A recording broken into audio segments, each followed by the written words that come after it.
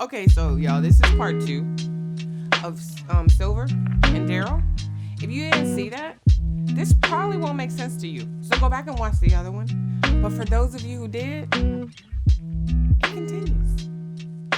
I've gotten much more of a better appreciation for other types of music, listening to artists that I ordinarily wouldn't, Right. or songs that grow on you after a while, that got on your nerves in the beginning, and but you appreciate styles, you appreciate genres and changing styles and collaborations.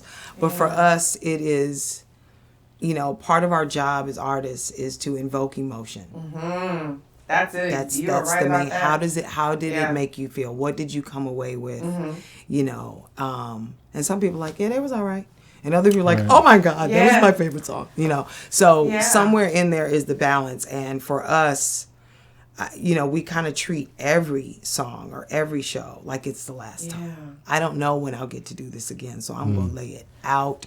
If I am worn out after this, whatever. But I think football players do it too. Yeah. You know what I mean? They finally get a chance to be on the ground and playing in a big game. That's the time to really bring it. So I like to think that we take that same kind of energy to everything that we do creatively. So when you all are setting that purpose, like, I'm going to do this and I'm going to do it well. And it's going to be, it's going to resonate with some, may not resonate with others. But my purpose is to give my 100% when I go out there. Mm-hmm. And so when you start planning all of that stuff and then you ultimately get to be recognized, I wanted to move to your Grammy winning artist. Yeah. What is that like? I mean, is it...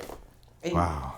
We have our the Grammy that we have is for our work with Yolanda Adams on Live at Constitution Hall. Okay. Yes. The Experience CD.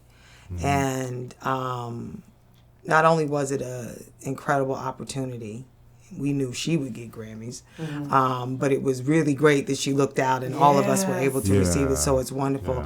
Yeah. It's it's great. I'm not gonna say it's not. It's a It's a wonderful thing. But what it also does is fuel you to want to reach for accolades of that caliber. Mm-hmm. And especially for ourselves, as far as like we can, you said something earlier about us.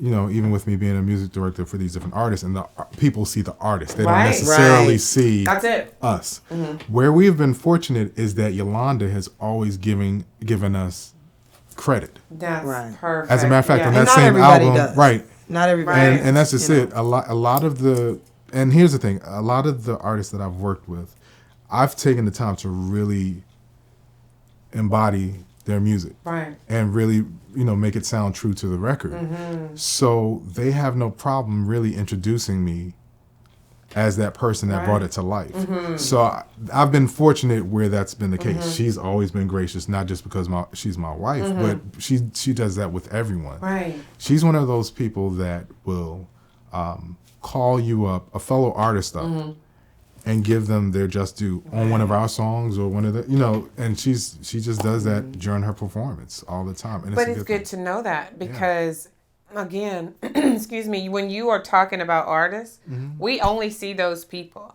And so when someone can be as humble, gracious, polite enough to say, you know what, it wasn't just me. This was a team effort. Yep. And so you all to bask in that, what you just said made a lot of sense to me. Like, I want to stay on that level. That's why we work like we do. We want to be recognized on that level. Yeah. Speaking of recognition, the Grammy was great. I would say the highest point I've ever felt with Yolanda was something she called me for last minute, which was an orchestration. They were honoring Sidney Poitier. Oh, wow. And it's in Philly. We were in Philly, Kimmel Center. Philadelphia Symphony, and she was like, "Can you write out the orchestrations?" Wow. 2 weeks. Wow. I wrote out 3 songs, and when we got there, the way the stage was set, it was like the orchestra was about 109 players, and there were only 3 of us. So I'm sorry. When you're writing that orchestration, it's 109 players. Yes. What does that say? So violinists. You're writing all of the orchestration. I'm writing all the orchestration. Okay. Basically, so I'm covering all the parts, and then basically it was literally Yolanda, the drummer, the conductor, and myself that were the only people of color. Wow. On the stage. For Sidney Poitier. Yes, and it was amazing, and I kid you not, the orchestra started playing, and like 4 bars in, Yolanda looked at me, was like, I love you. She was like, I love you. This is awesome. It was great. And it was amazing. And there he was at a 9-foot grand piano in the front of the stage, and Sidney Poitier sitting in the front. I was in the back of the room going, now, if I take out my camera, they're going to throw me out now. Oh, they're going to take my camera. But I was like, how do I get... It was not that kind of party. Right. It was don't you get up in here and take no pictures and get thrown up out of here. But I was standing in the back of the room going, it was the amazing. things So people proud. don't see. Yes. And the things people don't see. And she saw, like, at that point, she was still at the house. We weren't married yet. Yeah. So I didn't see her for like 2 weeks. Wow. Because I was every night, every day, just working. Working. Yeah. And if you think about all those pieces, all those musicians, for those parts I had to play so that everything would come together. Yeah. You know, we don't see that. What folks don't understand is that it takes a lifetime of experience, a lifetime of free gigs, pro bono work, auditions you don't get, gigs you don't get, you know, all that kind of stuff. That's right. And then you finally make a record, or you finally, you know, get to headline at a venue or something like that. And then people think, it's $75. Right. What? I better see something. And it's like, if you had any idea, just the crew. Yeah. Y'all ain't even paying for the crew. Yeah. For the sound people, for the text, for the, you know what I mean? And I think the perspective of what it really takes to do such a thing has been watered down so badly by the internet and the quick turnaround of how things happen, which there's validity to that. But that ain't really I do have to how speak it to goes that. down. Yeah, you I know, have that's to not speak to really that how it too. goes down. Yeah. And so when you do, it's not just all the lights and everything. It's the years that it took. Yeah. It's the work. It's for every free gig we did. It's for every, you know, pro bono thing that we did. It's for every gig where I only had to sing for 20 minutes, but I had to be there for 7 hours. Right. For every The plane sound ride that I checks, took the- to do 20 minutes over there, but it took me 8 hours to get there. Right. And, you know, and that kind of a thing that, you know, they don't marry because the technology, while it's wonderful that we have the technology, it is also giving people a false sense That's of where I what was it going with really that. honestly takes exactly. to you know, to do what we do and other artists that you see. So we always tell people, go to the concerts. Stop ripping off people's music. You can't make a song for 99 cents. Right. You can't make a song for 99 cents. I don't care what's on your phone. Here's the issue. You have people that see online these artists performing, thinking, hey, I can do that. Oh, I want to be an Instagram star. Oh, I want to do this. But then they've never really sang in front of someone. Right. And there was Or been in the studio, or been in rehearsal, or been on stage. So that's or part of any the problem right Yeah. there. So there's an instant gratification because if you're cute, if you have, or whatever filter you got, you're going to immediately have all these likes. Right. And then more it's a false sense of security because you're like, oh wow, I'm this star and I can do this. But then when you're put in a real life situation and you're actually in front of people, you either freeze or if something goes wrong, you don't know what to do. Right. What about those times when the mic goes out? What about the time I when rocked the house with the whole power went out the room. like that? And you got to know what to do. Yeah, experience. And you have to have a voice. Yes. And you have to have a voice. 'Cause Absolutely. They're booing the room, but I didn't make the power go out. You know what I mean? But you still gotta handle it. So it's harder than people think. You know, but there's a joy in it as well. Yes. Yeah. But there's a joy. I wouldn't change it. I would not. If I were to pick another career choice that had nothing to do with entertainment, in my case, it would be working with animals. I have a passion for animals that I cannot explain. I don't know where it comes from, and I've been that way my whole life. I will stop on the side of a road to save a dog. I don't care where I'm going. She's made me stop at the side of the road. And that time it was a pit bull. It was a pit. He's like, Syl, what are you doing? I'm like, his tail is down, his ears are down, he's scared. It's a pit bull. I said, I got this. And put him in the back seat behind us. I was like, get him in the truck, take him where he's going. And Daryl will be like, she just put a pit bull in the back of the car. And it responds to her. And I don't know what that is. But that's a gift. But I have it. I've always had it. Yes. And I have a plan. I want to do to animal shelters what has been done to cell phones. I don't want animals to be in jail until nobody comes to get them and they get put down. You know what I'm saying? It's not their fault. You know what I mean? And they only live to so long anyway. Right. Really? And it's not their fault. And it's not their fault. Right. Exactly. So I have this whole, I want to revolutionize. Please tell me you're writing a book on that. I can't say I'm writing a book, but I have a written out plan that my mother and I wrote probably 6 or 7 years ago. It's called Fund a Dream, Save a Pet. Okay. So the dream is to take a young budding potential artist who's really serious. And, you need things. You need a video, you need music, you need demos, you need things. And you fund that part, and then a portion of whatever that funding is saves an animal. One that their owner's expired. Right. Or the owner is deployed. Okay. Right. Or they have to move because of logistics and they can't take the animal. The animal's freaked out too. Nobody thinks about that. Yeah, the animal's like, wait, where are my people? What's going on? This don't smell right. You don't look right. That ain't the food I eat. This ain't right. This is not right. And now you wonder why the dog's peeing on everything. Now you mad at the dog. And you want to shelter him. Exactly. And nobody considers that about them. And I still That's a good idea. To this day. That's a good idea. idea. And I want, shelters to be different. Yeah. Tell me the name of it. No. Okay. We will all wait. But that's a great idea. But it's just that should be done. Yeah.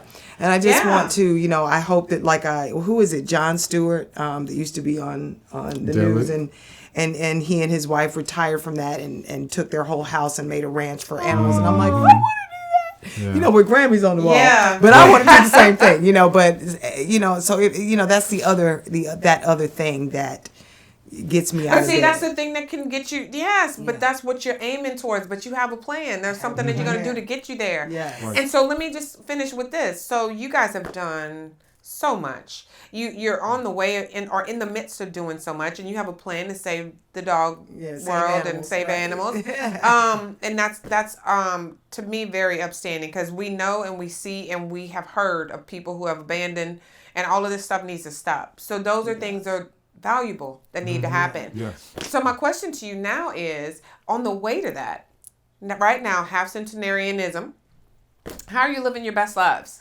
Ooh. How are we living our best lives? With each other.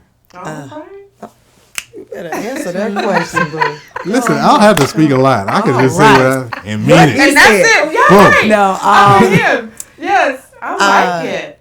I have to say that the fact that we are in 2021, we are African American, and we are business owners and decision makers, is an unbelievable blessing. Yes. It's an unbelievable thing. It's a lot of responsibility, because you have to eat the good, the bad, and the ugly. And the ugly, You have to deal with the good decisions the same way you got to deal with the bad decisions. That's right. But to be a decision maker is a very, very powerful place to be in, and I take it very seriously. Yeah. And so we have a lot of friends that hate what they do. We have a lot of friends that are stuck. Right there. Yeah. We have a lot of friends, they got the money, they got the house, and they would do anything to do what we're doing. Right. Whereas we're struggling trying to figure out how we're going to pay for this video, how we're going to pay for this piece of equipment, how we're going to get get the show off the ground and things like that. But it's ours to do. We answer to each other. That's it. And that is unbelievable.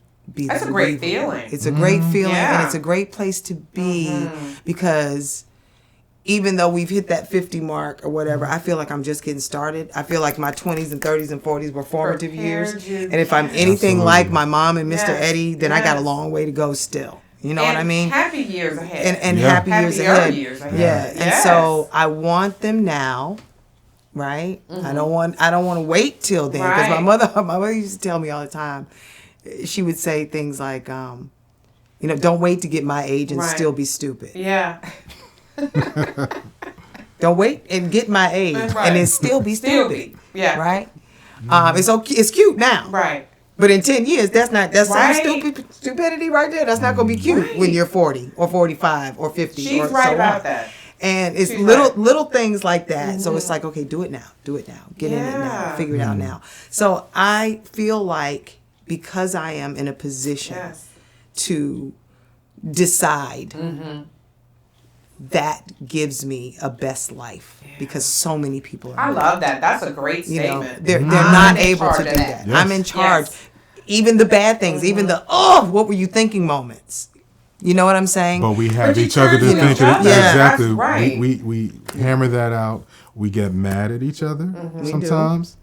We still always work it out. We pray together. We stay away for a moment to breathe. We come back. There's a time for us to do what we need to do, and we understand that about each other.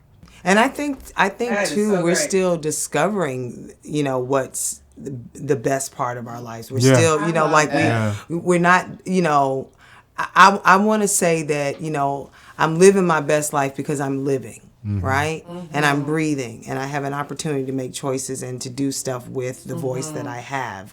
But I still do feel like I got a ways to go. I like it. You know what I mean? I feel like I got some, I still got things to learn, and I still have things to encounter to shape what it might look like 5 years from now, what it might look like 10 years from now, and so on, if we're fortunate enough to be here that long. Yes. Living your best life has a lot to do with what you do and the love you have for it. And that's what they're telling you right now. They love what they do. They enjoy being with one another. And I can only say this right now. Being able to decide your own fate, your own future, the best is yet to come. And so when you live your best life, it is knowing that the best is yet to come. So I want to thank you guys so much for allowing the Half Centenarian world into your studio, into your home. Absolutely. And you guys are doing it together. And you are committed to that. And that makes you far greater and far better off than a lot of people. So we want to share that information, because he started out by saying, I am committed. Yes. And I'm living my best life because I'm with her. Yep. So the best for y'all is here and still to grow. And like your mom and Mr. Eddie, baby, they showed it. It gets gooder. It gets gooder. It gets gooder. That's right. Yes, so thank you guys so much for your time. I'm so appreciative. Half Centenarians, stay with us. We have so much to come. Thank you. Be safe and be careful. Hey guys, I hope you loved and enjoyed that interview. We are here in the DMV. We have so many wonderful people that we are showcasing here. Even Einstein wants to tell you to tune in. And also, don't forget to like us on Instagram, Facebook, YouTube. Follow us. Submit those 3 names of people that have inspired you. Could possibly be you. I look forward to seeing you guys. Thank you so much again for following us on this journey. Be safe, be careful, and we will see you soon.